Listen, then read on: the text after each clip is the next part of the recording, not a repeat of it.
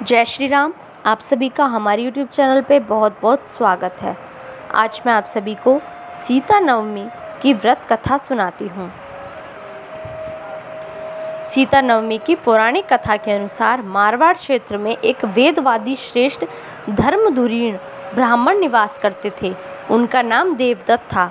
उन ब्राह्मण की बड़ी सुंदर रूपगर्विता पत्नी थी। उसका नाम शोभना था। ब्राह्मण देवता जीविका के लिए अपने ग्राम से अन्य किसी ग्राम में भिक्षाटन के लिए गए हुए थे। इधर ब्राह्मणी कुसंगत में फंसकर व्याभिचार में प्रवृत्त हो गई। अब तो पूरे गांव में उसके इस निंदित कर्म की चर्चाएं होने लगी, परंतु उस दुष्टा ने गांव ही जलवा दिया।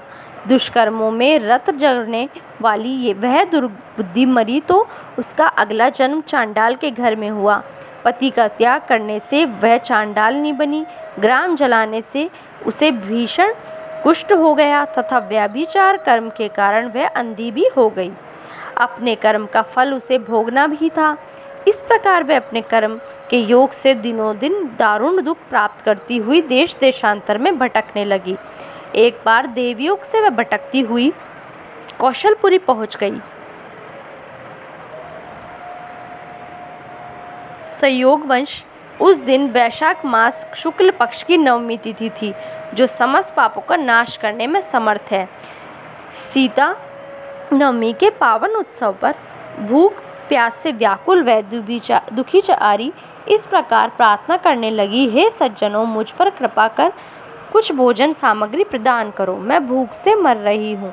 ऐसे कहती हुई वह स्त्री श्री कनक भवन के सामने बने 1000 पुष्प मंडित स्तंभों से गुजरती हुई उसमें प्रविष्ट हुई। उसने पुनः पुकार लगाई, भैया कोई तो मेरी मदद करो, कुछ भोजन दे दो। इतने में एक भक्त ने उससे कहा, देवी आज तो सीता नवमी है, भोजन में अन्न देने वाले को पाप लगता है, इसलिए आज तो अन्न नहीं मिलेगा। कल पारणा करने के समय आना, ठाकुर जी का प्रसाद भरपेट मिलेगा। किंतु वह नहीं मानी। अधिक कहने पर भक्त ने उसे तुलसी एवं जल प्रदान किया।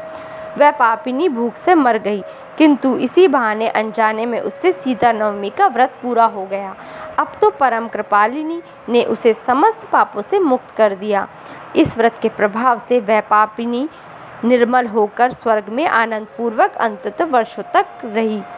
तत्पश्चात वह कामरूप देश के महाराज जयसिंह की महारानी कामकला के नाम से विख्यात हुई।